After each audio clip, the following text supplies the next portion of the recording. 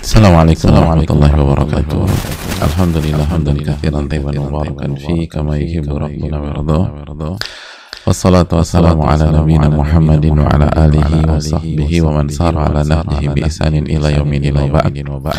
Hadirin Allah muliakan, tidak ada kata yang pantas untuk kita ucapkan pada kesempatan kali ini kecuali bersyukur kepada Allah atas segala nikmat dan karunia Allah berikan dan Allah limpahkan kepada kita, khususnya nikmat iman dan nikmat Islam.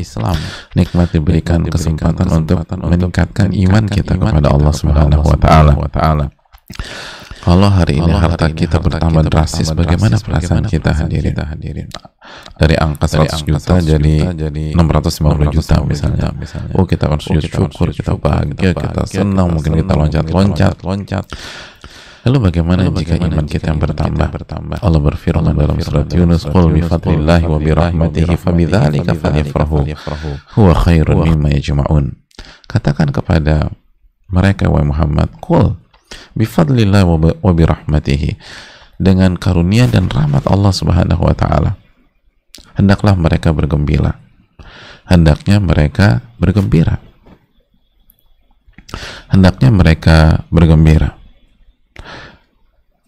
Kita harus bergembira, jamaah sekalian. Kita harus bergembira. Karena terhadap apa? Karunia dan rahmat Allah Subhanahu wa taala. Dan di antara tafsir karunia dan rahmat Allah di dalam ayat ini adalah karunia adalah Al-Quran dan rahmat adalah kita dijadikan sebagai ahlul Quran. Kita dijadikan sebagai orang yang berinteraksi dengan Al-Quran. Dan di antara berinteraksi dengan Al-Quran adalah mempelajari Al-Quranul Karim. Di samping membacanya, mentadaburinya, mengkajinya. Kenapa demikian? Allah menjelaskan huwa khairun mimma yajma'un. Karena aktivitas itu Al-Quran dan menjadi ahli Al-Quran, mempelajari Al-Quranul Karim itu lebih baik daripada dunia atau harta yang dimiliki dan dikumpulkan oleh seluruh manusia. Oleh karena itu hadirin Allah muliakan, surat Yunus ini ayat 58 ini membuka mata kita bahwa kenikmatan ilmu, kenikmatan mendapatkan iman Al-Quranul Karim itu jauh lebih berharga daripada harta yang kita miliki. Jadi kalau harta kita dapat, kita bisa senang, kita bisa mengucapkan Alhamdulillah. Lalu bagaimana jika Al-Quran yang kita dapatkan dan iman yang kita peroleh? Maka bergembiralah kepada Allah Subhanahu wa ta'ala. Sebagaimana salawat dan salam semoga senantiasa tercurahkan kepada junjungan kita Nabi kita Muhammadin sallallahu alaihi wasallam beserta para keluarga, para sahabat dan orang-orang yang istiqomah berjalan di bawah naungan sunnah beliau sampai hari kiamat kelak. Dan hadirin Allah muliakan, marilah kita meminta pertolongan dan meminta keberkahan dari Allah Subhanahu wa taala atas apa yang kita akan lakukan dan kajian yang akan kita ikuti ini. Semoga Allah memberikan keberkahan dan pertolongannya, amin ya rabbal alamin. Jamaah Allah muliakan, kita sudah bicara tentang ayat-ayat tentang muraqabah, hadis-hadis tentang muraqabah, dan masih berada di penghujung bab muraqabah. Dalam rangka menyimpulkan, menekankan agar ketika kita beralih ke bab berikutnya bab apa ya? Bab ketakwaan. Ya, bab takwa, bab yang sangat penting. Kita udah ada bekal yang cukup untuk bisa menjalankan muraqabah dalam kehidupan kita sehari-hari, dan semoga Allah memberikan pertolongan kepada kita. Pada kesempatan kali ini rasanya tidak komplit atau tidak maksimal kalau kita tidak bercerita. Hadirin Allah muliakan, Alkisah, ada seseorang yang bernama Al-Mubarak.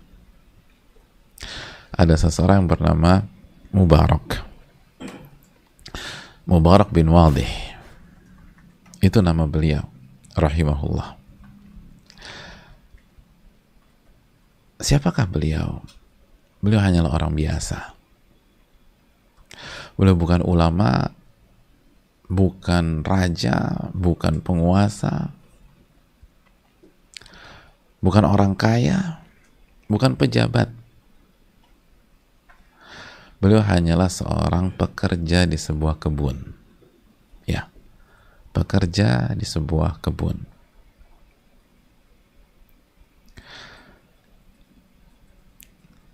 Bukan khalifah, bukan keluarga istana, bukan orang-orang kaya, bukan orang-orang yang terkenal, yang dikagumi. Ia hanyalah penjaga kebun, pekerja di sebuah kebun. Ia bekerja setiap hari di kebun tersebut. Sampai suatu hari, ja'a sahibul bustan yauman. Pemilik kebunnya itu datang ke kebunnya tersebut.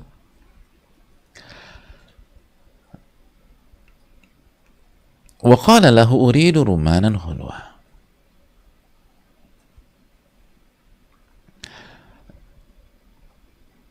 Seraya memberikan perintah, saya ingin buah yang matang dan manis. Tolong ambilin dong, saya pengen tahu nih, misalnya saya ingin menikmati hasil dari kebun saya sendiri. Tolong pilihkan yang manis. Pilihkan yang manis. Pokoknya saya mau yang manis ya. Famadha ila ba'di syajar. Maka Mubarak ini pergi ke beberapa pohon. Wa ahdara minha rumana.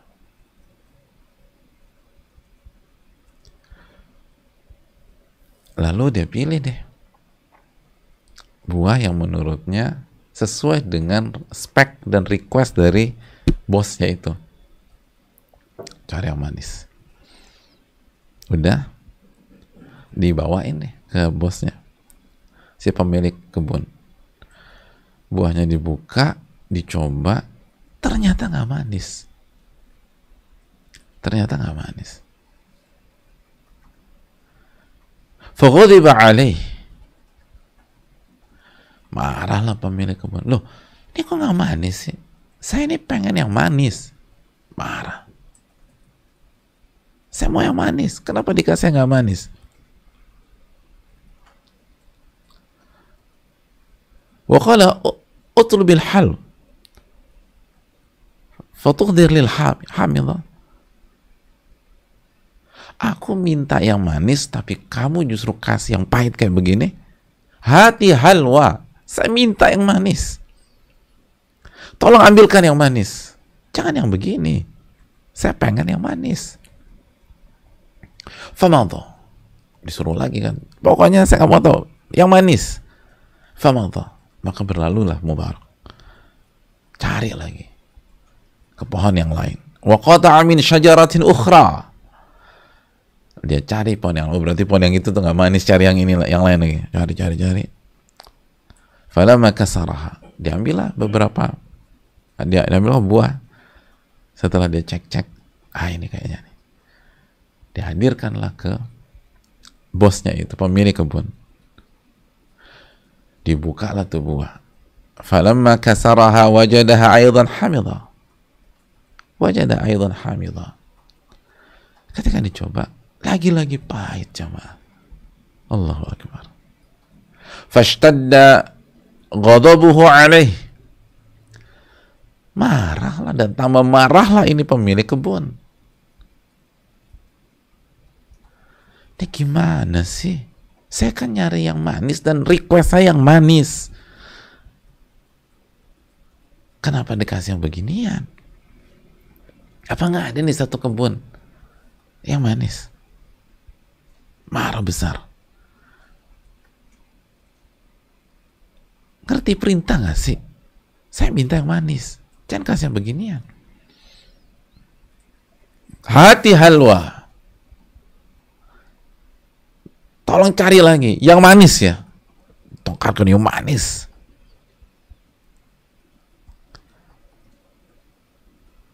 Fadzaqahu fawajadahu aidan hamidha, dicari lagi sama Mubarak nih. Ini berarti Pak, ini nggak manis, ini nggak manis. Oh mungkin ini nih, cari, dapat, dihadirkan, dikasih, dibuka, nggak manis juga. Allahu Akbar, nggak manis.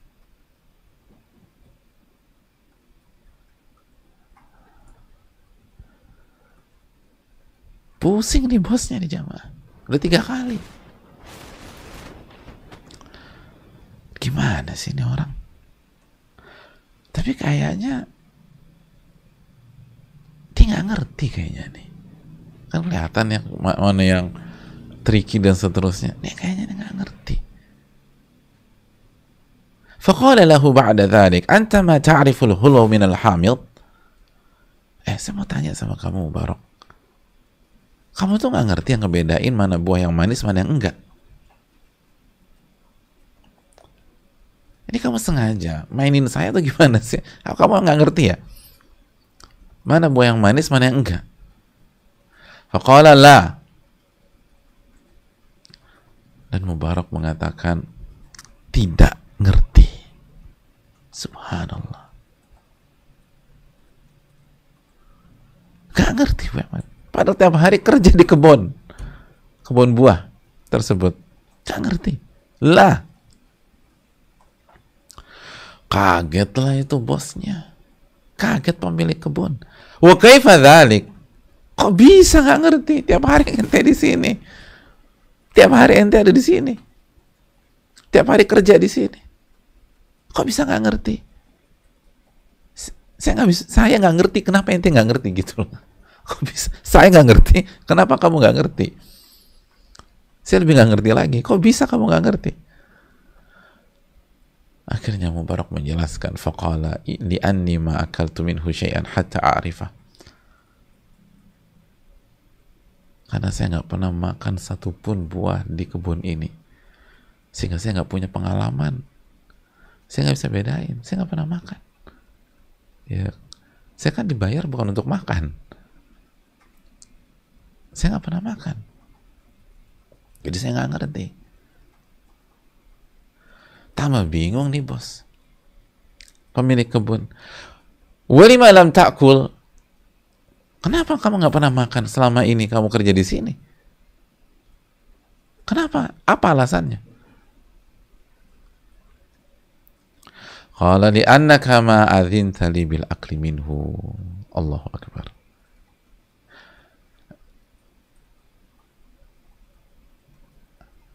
Karena engkau tidak mengizinkan aku memakan buah di kebun ini. Engkau nggak izinkan. Bahasa kita nggak ada di akad nih, nggak ada di MOU, nggak ada klausul saya boleh makan. Engkau nggak izinkan. Engkau kan pemilik kebun, engkau bos, engkau nggak izinkan ya aku nggak makan.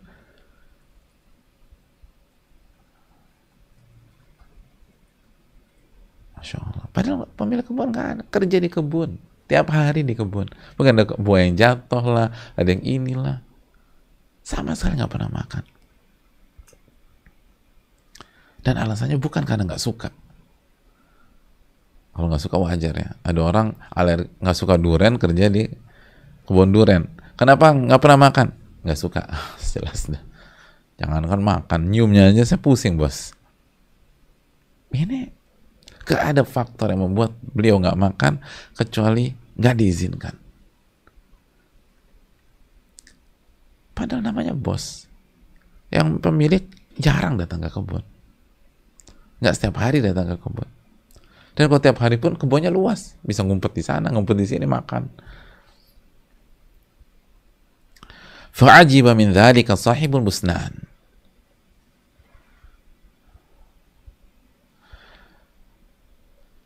Maka pemilik kebun ini benar-benar kagum dan kaget, terkejut dengan jawaban Pak Mubarak ini atau Mas Mubarak. Masa ada tipikal manusia kayak begini sekarang gitu ya? Tiap hari di kebun ngelihat buah tiap hari, nggak pernah makan, cuman gara-gara saya nggak izinkan dia atau saya belum izinkan dia. Bener ada yang kayak begini nih, kaget, terkejut, subhanallah.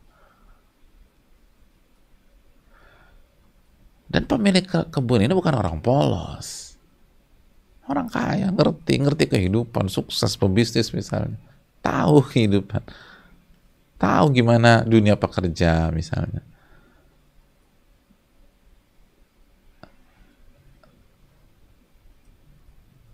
Banyak yang cari muka, penjilat, asal bapak senang, segala macam. Banyak ketidakjujuran. Maka nggak nelan mentah-mentah. Wa sa'ala an dzalika fawajadu haqqa. Dicek sama pemilik kebunnya, nanya ke yang lain. Kenal Mubarak gak? Iya. Gimana dia tiap hari? Coba saya mau tanya kepada Anda, Mubarak itu loh, salah satu pekerja kita, gimana dia tiap hari? Dicek, observasi nih, mendadak, dicek siapa? Investigasi singkat. Gimana Mubarak? Fawajadahu haqqa. Ternyata hasil investigasinya benar. Semua bilang dia nggak pernah makan buah. Wah, Mubarak mah nggak pernah nih, kerja udah kerja. Mau ada mandor nggak ada mandor, kerja. Mau ada mandor nggak ada mandor, nggak pernah makan buah yang ada. Udah.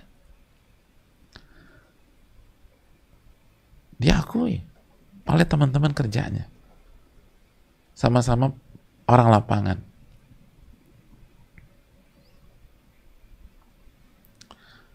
Nggak pernah makan buah di kebun tersebut, sehingga dia nggak ngerti. Ketika disuruh salah lagi.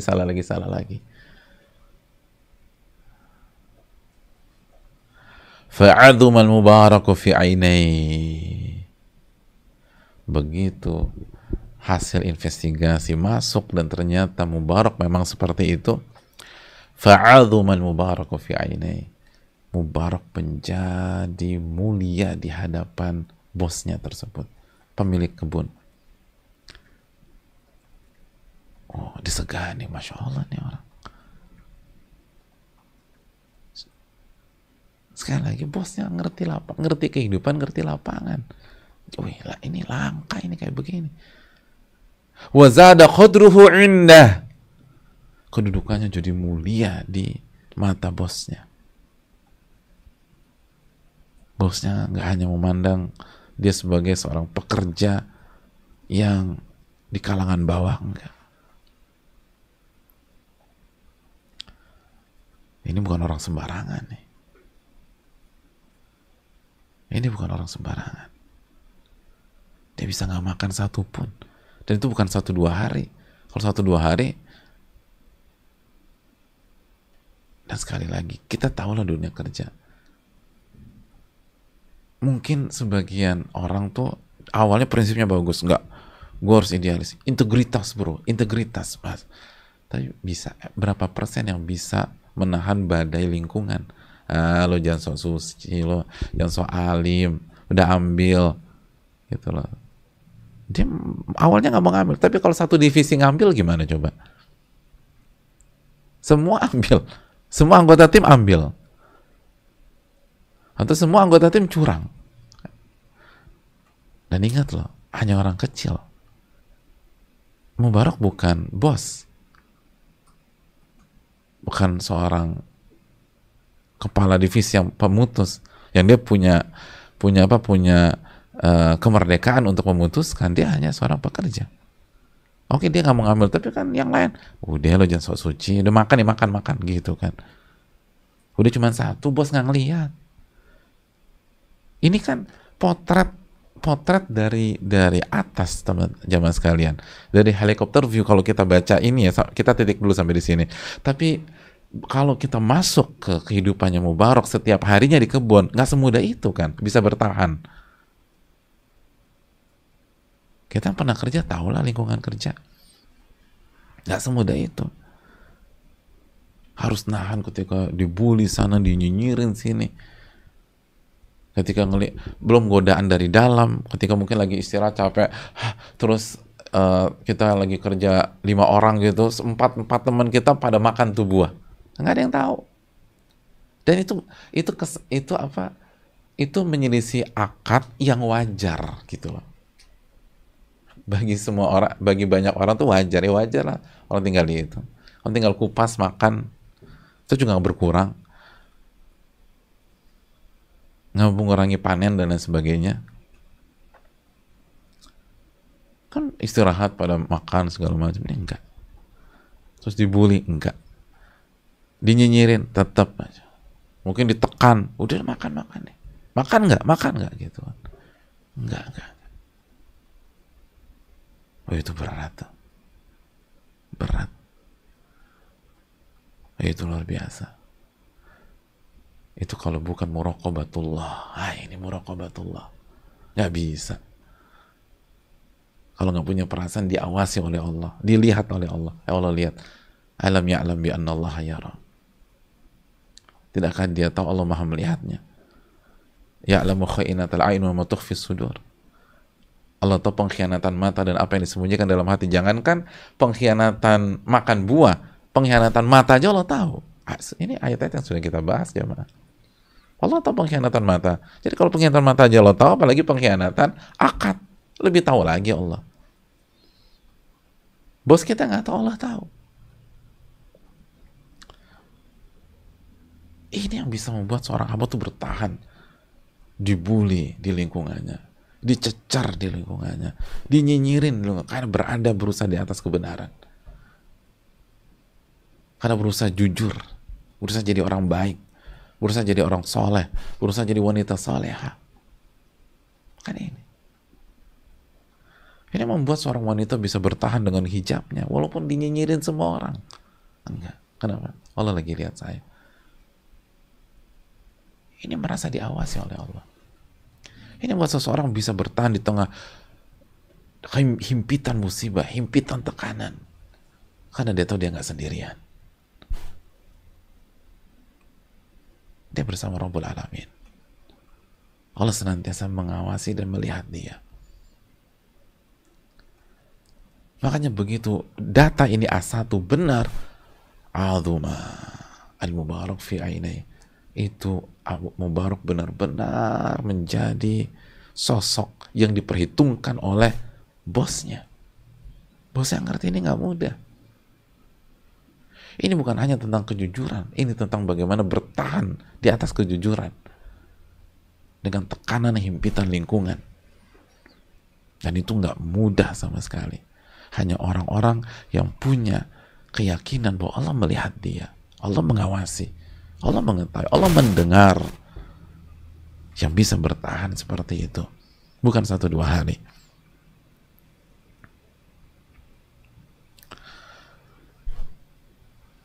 Wa kanat lahu bintun khutibat katsira.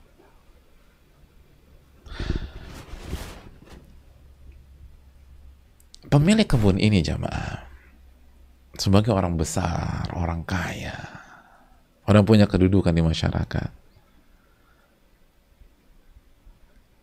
maka tidak heran beliau punya anak perempuan yang sudah dilamar oleh banyak orang. Dia punya anak perempuan yang selama udah dilamar dan belum ia lepaskan. Belum ada yang diterima nih lamaran. Oh, udah lamaran banyak. Belum. Masya Allah. Jadi sekali lagi, ini pemilik kebunnya pintar nih orang, cerdas, pemilih kan, picky. Anaknya dilamar nanti dilihat dulu mana. Makanya ketika Mubarak ini benar-benar dapat kedudukan karena dia ngerti orang. Langka orang kayak begini nih. Iya, makanya banyak orang, coba tanya bos-bos, lebih susah mana? Nyari orang jujur atau nyari orang pintar? Kalau dalam perusahaan lebih baik mempertahankan yang mana? Ini ada dua dalam kondisi di level yang sama. Yang satu cerdasnya di atas yang kedua, tapi yang kedua jujurnya minta ampun. Kira-kira Anda pertahankan yang mana kalau harus milih? Semua mengatakan jujur. Semua mengatakan orang jujur. Dan kekurangan orang jujur, kata mereka, tinggal dikursusin Pak Ustadz. Tinggal dikasih, apa sih kekurangannya? Oke, di kursi ini, atau diterbangkan ikut seminar mana. Kalau perlu saya berangkatkan ke luar negeri untuk belajar lagi. Yang penting jujur, yang penting loyal, yang penting setia. Percuma punya staff cerdasnya minta ampun, dia nggak jujur. Ditusuk kita dari belakang nanti kalau punya power. Dia manis-manis depan kita aja. Atau belum punya power. Kalau udah kuat, kita yang didepak nanti. Tapi kalau orang jujur, loyal, ini. Makanya bosnya bilang, saya punya anak perempuan. Banyak yang lamar.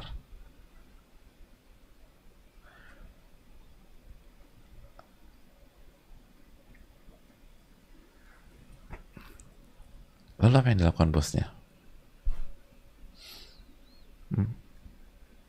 Menawarkan ke Mubarak. Terlalu gampang ditebak alurnya aja mas kalian. Bukan ke arah sana. Oh kayaknya ini nikahin. Nah, belum. Faqala lahu. Maka kata bosnya ngerti orang. Ya Mubarak, man tara tazawwaj hadhil bint. Mubarak, saya mau tanya sama kamu nih. Saya punya putri diminta oleh banyak laki-laki. Udah dilamar oleh banyak laki-laki dan saya belum buat keputusan. Saya ada yang ditolak segala macam. Menurut kamu nih, siapa yang berhak dapetin putri saya? Sosok laki-laki mana yang bagusnya saya terima? Masya Allah. Kalau antum di posisi Mubarak, jawabannya apa? Ini kemungkinan bukan hanya pertanyaan loh jamaah. Ini test the water. Ini fit and proper. Kalau kita mungkin kalau polosnya, ya saya pak. Gitu loh. Yes. Dengan polosnya, ya saya pak. Mubarak enggak. Kata Mubarak, ahlul jahiliyah kanu yuzawijuna lil husn. Lil hasab, maaf.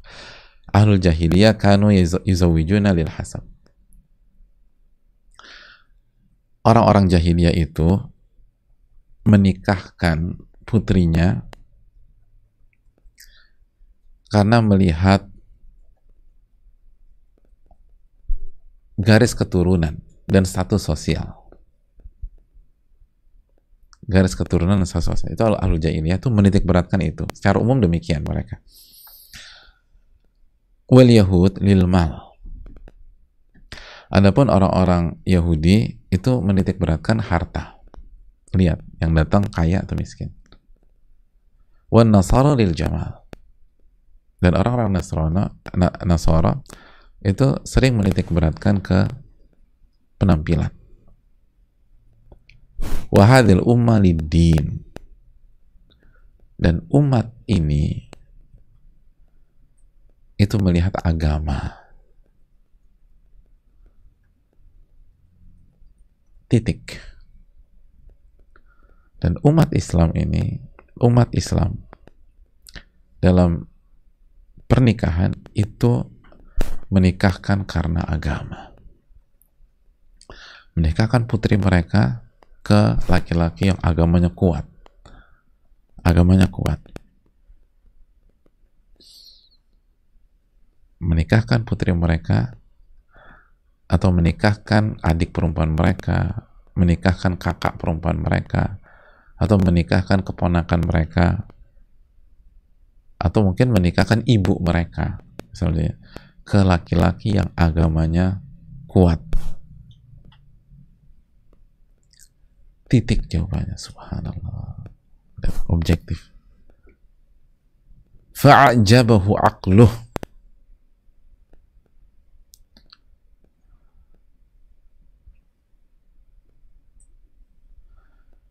Itu bosnya kagum dengan cara menjawabnya Mubarak.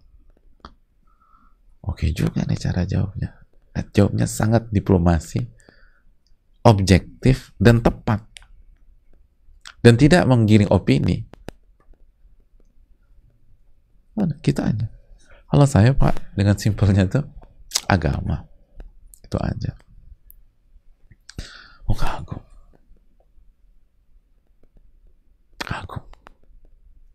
Wa dhahaba, lalu bosnya pergi, udah saya pamit dulu ya. Pulanglah ke rumah. Jadi bosnya pulanglah ke rumahnya. Fa akhbara bihi ummaha, lalu ketemu istrinya. Wa qala laha ma ara li hadhihi bint zawjan ghaira mubarak. Rapat keluarga lah sama istrinya, ngebahas calon mantu nih, siapa kira-kira. Lalu kata suaminya, si bosnya yang punya kebun, kalau saya melihat tidak ada yang pantas menjadi pemimpin, jadi pemimpin dan jadi imam, jadi suami putri kita, kecuali Mubarak. Orang kebun kita tuh, orang kebun, nggak ada yang pantas, nggak ada yang lebih cocok untuk jadi suami, jadi imam, jadi pemimpin putri kita, kecuali Mubarak.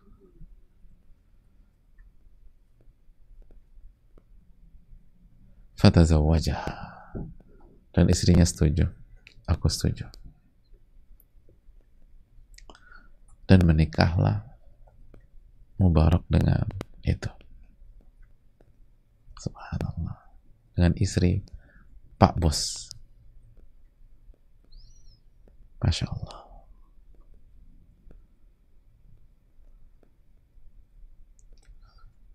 Hadirin yang Allah muliakan,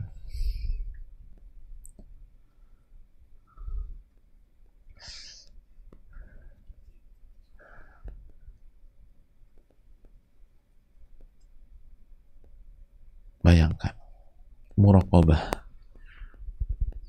buah dari muraqabah. Kalau bahasa simpelnya, lihat, muraqabah membuat seseorang menahan diri dari buah. Hasilnya dapat istri Pak Bos. Masya Allah, istri Pak Bos lagi, anaknya Pak Bos, mohon maaf, dapat anaknya Pak Bos. Tapi nggak ada niatan apapun, karena hanya karena Allah Subhanahu Wa Taala. Itulah man taraka syai'an lillah awadallahu khairan min. Barang siapa meninggalkan sesuatu karena Allah, Allah akan ganti lebih baik. Dan yakinlah kepada wa man yattaqillah yaj'al lahu makhraja wa yarzuqhu min haitsu la yahtasib. Barang siapa yang bertakwa kepada Allah, Allah akan berikan jalan keluar dan rizki dari arah yang nggak pernah dia duga-duga. At-Talaq ayat 2 dan 3. Mubarak melakukan hanya karena Allah, karena keyakinan dan iman.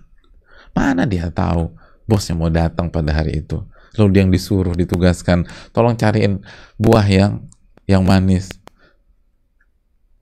Bayangin nggak sih kondisi psikisnya Mubarak gitu ketika carikan yang manis, pas berusaha gitu dikasih, aduh, pahit lagi. Ini kan berat, kayaknya gue dipecat nih, dipecat. Ternyata enggak, bukan dipecat, dinikahkan dengan putrinya. Subhanallah. Kita nih terlalu pakai logika dalam hidup seringkali. Pakai logika bagus, jelas. Wong yang diberikan beban syariat harus yang punya akal sehat kok. Tapi nggak semua diselesaikan dengan logika. Kalau semua diselesaikan logika, buat apa Allah mengutus mayoritas Nabi ke Bani Israel, sedangkan mereka adalah bangsa tercerdas di dunia? Kemana iman? Kemana keyakinan ketika kita sudah di hadapan yang haram? Ketika kita berhadapan dengan perintah Allah, ketika kita berhadapan dengan agama Allah, ketika kita berhadapan dengan syariat Allah Subhanahu Wa Taala, ketika kita berhadapan dengan ketetapan Allah dan takdir Allah Subhanahu Wa Taala, disisihkan itu semua. Coba sekali lagi kembali ke psikisnya Mubarak. Antum jadi pegawai, diminta dikasih tugas sama bos antum, salah, marah nih bos, ngamuk, dikasih kesempatan kedua, salah lagi, tambah ngamuk nih bos. Dikasih kesempatan ketiga, salah lagi. Kira-kira yang ada di benak antum diapain? Dapat SP3 aja udah bagus. Kalau nggak dipecat tuh orang. Dapat SP2 udah bagus. Kalau dipecat. Ternyata dinikahkan. Ya Allah. Wa yarzuqhu min haitsu la yahtasib. Orang yang bertakwa, dan syarat jadi orang bertakwa kan harus muraqabatullah, berasa diawasi oleh Allah. Itu Allah akan kasih rizki dari arah yang nggak pernah ia duga-duga. Arah yang nggak pernah dia duga-duga. Tapi kita tuh lebih suka ngumbar di hadapan manusia, lebih takut diawasi oleh manusia, lebih berharap ingin dekat dengan manusia, bukan dekat dengan Rabbul Alamin. Makanya hidup kita nggak berkah. Ini luar biasa. Kalau kita potong sekali lagi sampai perintah ketiga dan failed juga, kita akan berpikir alurnya nih Mubarak dipecat. Ternyata enggak. Justru dinikahkan. Justru dinikahkan.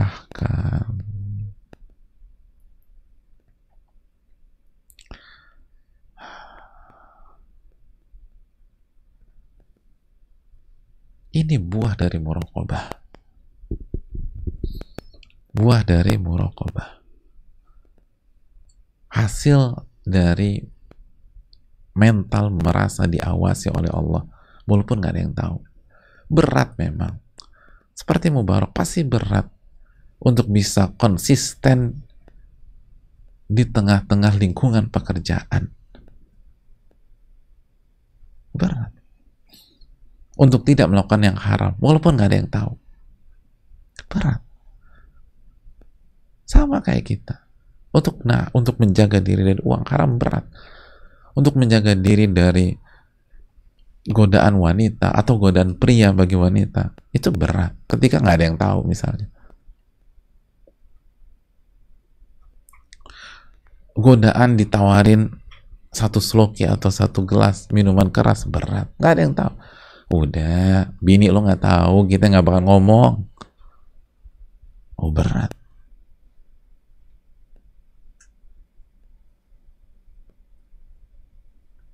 Nggak mudah. Tapi wal aqibatu lil muttaqin, endingnya pasti untuk orang-orang yang bertakwa.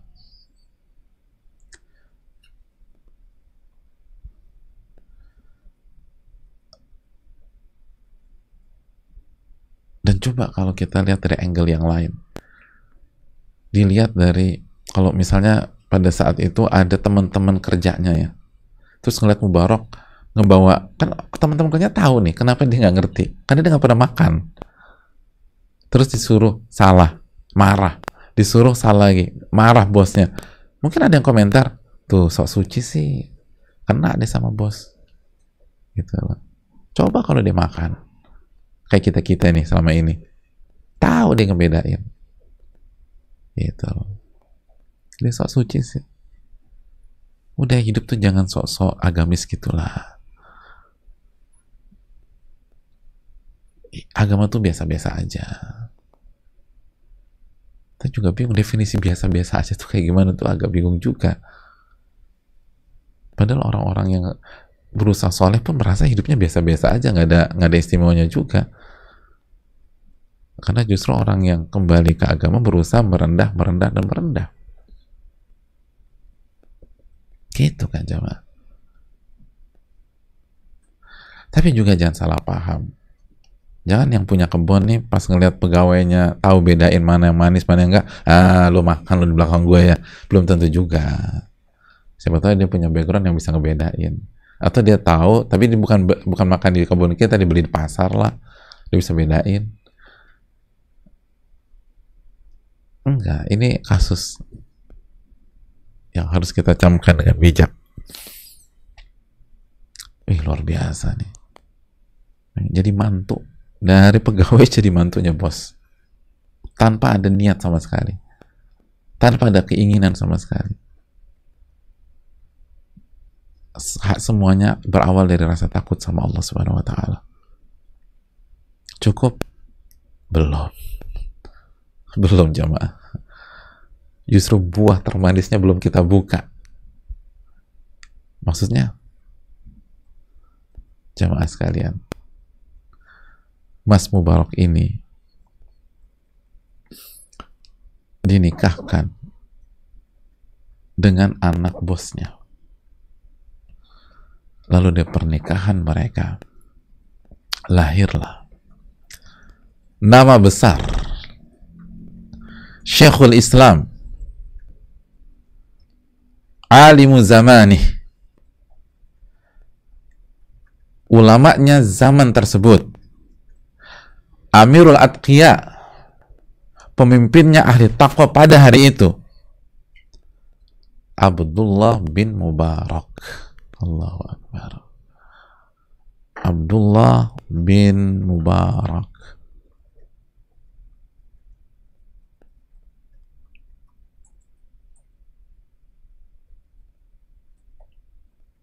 Syekhul Islam, Amirul Mukminin dalam ilmu, pemimpinnya para ahli takwa,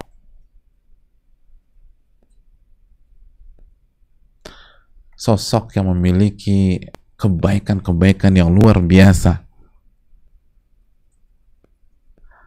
Abdullah bin Mubarak.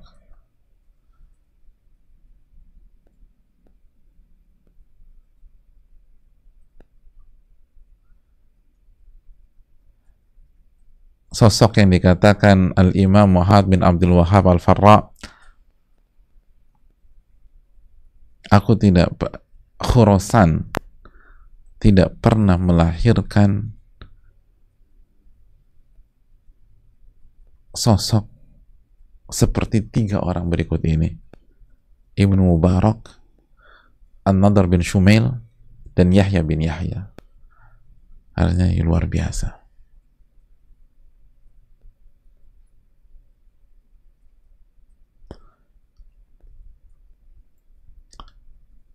Sosok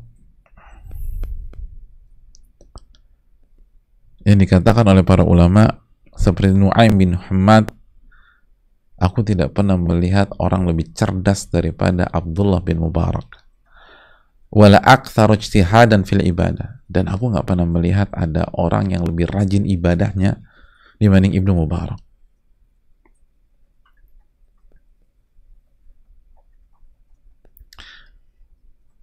Dan banyak sekali orang yang memberikan testimoni tentang ibadahnya Ibnu Mubarak. Ismail bin Ayyash pernah menyampaikan bahwa banyak sahabat dan murid saya itu pernah mendampingi Abdullah bin Mubarak dari Mesir ke Mekah. Dan selama perjalanan dari Mesir ke Mekah, mereka di serve sama Abdullah bin Mubarak, dikasih makanan namanya khobils, makanan pada saat itu dikasih, lapar dikasih makan, sepanjang dikasih makan sama Ibnu Mubarak. Dan di hari-hari perjalanan itu juga beliau puasa, jamaah. Jadi beliau puasa, tapi di waktu yang sama beliau kasih makan kepada teman-teman safarnya. Subhanallah. Jadi semuanya kenyang kecuali beliau. Lapar karena puasa.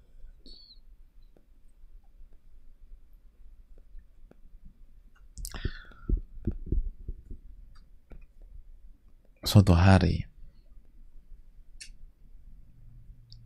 sebagian sosok membicarakan beliau seperti Fadl bin Musa atau Makhlad bin Al-Husain. Mereka bercerita, ayo kita hitung sifat-sifat baiknya Abdullah bin Mubarak. Ayo coba kita hitung beliau itu punya sifat baik apa aja sih. Lalu mereka sepakat, kesimpulannya mereka sepakat, Ibnu Mubarak itu punya sifat baik ilmu, fikih, Lalu di waktu yang sama adabnya luar biasa, akhlaknya luar biasa ini sosok. Nahwu, al-lughah, bahasa Arabnya, gramatikanya itu luar biasa. Udah ilmu, fikih, akhlak, kecerdasan linguistiknya, bahasa Arabnya, nahwunya, grammarnya, susunan kata nggak punya kualitas yang luar biasa. Lalu di waktu zuhudnya sangat zuhud, al-fasoha, kemampuan bicaranya tuh luar biasa, jago bicara Ibnu Mubarak, jago bicara. Wasyi'r, jago melantunkan atau membuat syair, penyair Abdul Mubarak. Wa qiyamul lail, qiyamul lailnya, salat malamnya tuh kuat. Wal ibadah, ibadahnya luar biasa. Wal hajj, ibadah haji. Beliau salah satu ulama yang sering ibadah haji, yang banyak sekali melakukan ibadah haji. Wal ghazwu, dan beliau pun ikut dalam perjuangan dan peperangan membela agama Allah. Wasyaja'ah, keberaniannya luar biasa. Wal furusiyah, jago naik kuda. Wal quwwah, orangnya tuh kuatnya minta ampun, fisiknya tuh bagus. Wa tarkul kalam fima la ya'ni, dan meninggalkan omongan yang ada manfaat bagi dia. Lihat, muraqabah sama hadis min husni islamil mar'i tarkuhu ma la ya'ni.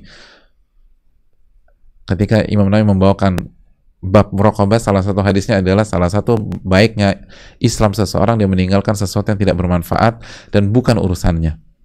Ibnu Mubarak meninggalkan ucapan dan kalimat yang nggak ada manfaatnya. Wal insaf, objektif, orangnya sangat objektif, sangat adil. Kalau benar bilang benar, salah bilang salah. Kalau musuhnya benar, dia bilang musuhnya benar. Kalau salahnya satu atau dua, nggak merembet ke yang lain, nggak baperan, insaf. Wakilatul khilaf ala ashabi, dan berusaha menghindari konflik di antara teman-temannya, berusaha menghindari konflik. Kalau harus ngalah deh, yang penting jangan konflik, yang penting jangan, berusaha menghindari perdebatan, berusaha menghindari benturan, tapi bukannya takut. Beliau berani banget ya mah, berani, dan ikut serta kalau ada perjuangan pemerintah, nggak takut orangnya, cuma nggak mau konflik, karena konflik nggak disukai oleh Allah Subhanahu Wa Taala. Subhanallah.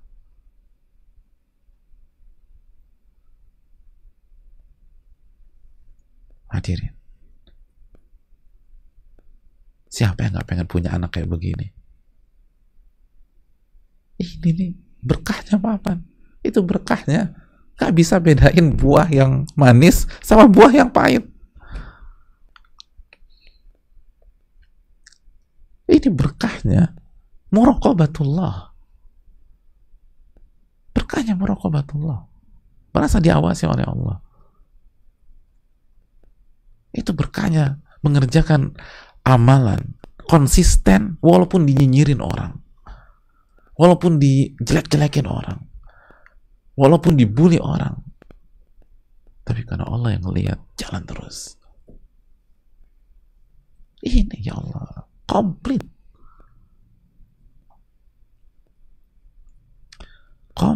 jemaah, komplit. Tentu saja nggak ada manusia yang sempurna, tapi sifat-sifat baik kayak tadi siapa yang punya hari gini? Illa man rahimah rabbuh.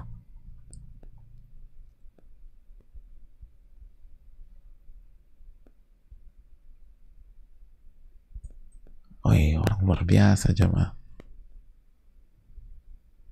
Kata Abdullah bin Yazid bin Uthman al-Hamsi, Al-Imam Auza'i itu pernah bilang ke saya, kata Abdullah bin Yazid bilang, Al-Imam Auza'i pernah bilang ke saya, Ra'aita Abdullah bin Mubarak, pernah nggak engkau melihat Abdullah bin Mubarak? Saya bilang, saya nggak pernah lihat. Qala law ra'aitahu laqarrat ainuka. Kalau engkau pernah ngelihat dia, itu matamu akan berbinar. Ini orang luar biasa.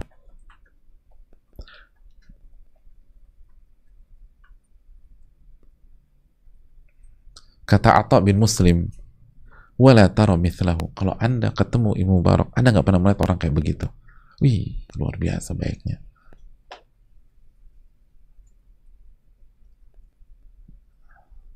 Ikhlasnya luar biasa. Kata Abdurrahman bin Mahdi, wala ansah lil ummah min Ibnu Mubarak. Saya nggak pernah melihat ada orang lebih tulus sama umat Islam dibanding Ibnu Mubarak. Sayang banget sama umat Islam. Itu Ibnu Mubarak. Sayang banget sama umat Islam. Padahal kita tahu bahwa yang namanya orang nggak mungkin semuanya suka sama beliau. Pasti ada nggak suka. Tapi sayang sama umat Islam.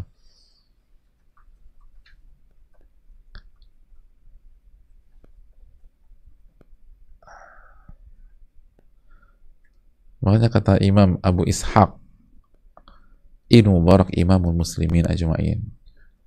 Ibnu Mubarak itu imamnya umat Islam secara keseluruhan. Imamnya umat Islam secara keseluruhan.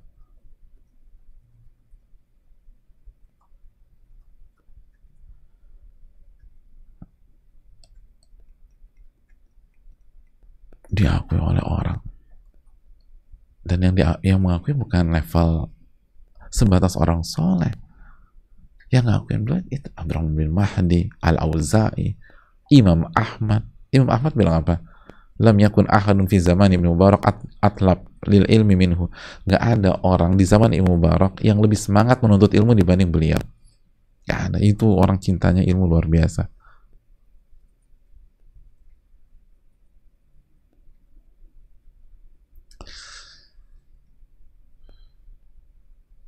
Itu yang perlu kita camkan. Oleh karena itu ketika beliau meninggal, Harun al-Rasyid mengatakan mata sayyidul ulama, telah meninggal pemimpinnya para ulama.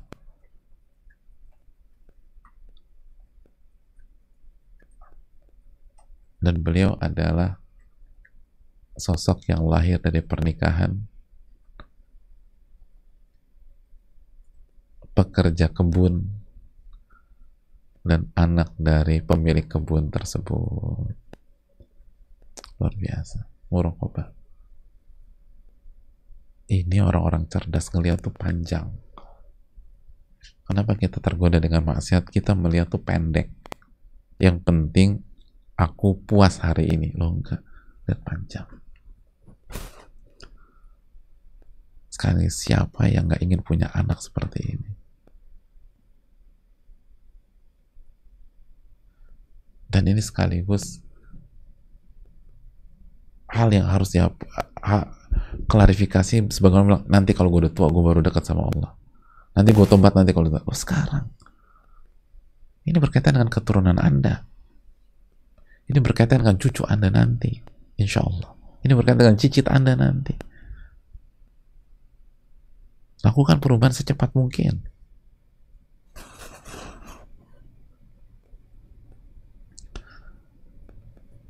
Itu yang perlu kita camkan.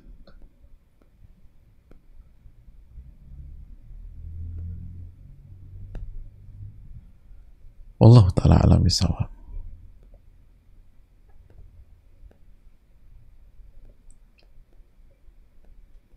Ini yang bisa disampaikan. Semoga bermanfaat.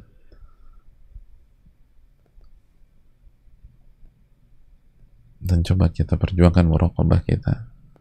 Jangan sampai kalah dari syaitan. Dan kalau khilaf, namanya juga manusia, jamaah. Jangan berkecil hati. Khilaf, istighfar, taubat, bangkit lagi. Khilaf, istighfar, taubat, bangkit lagi. Terus perbaiki terus. Ini luar biasa. Ini fakta real. Punya anak seperti Abdullah bin Mubarak. Subhanallah. Aku qouli hadza. Semoga kita diberikan ilmu yang bermanfaat dan dijauhkan dari ilmu yang tidak bermanfaat.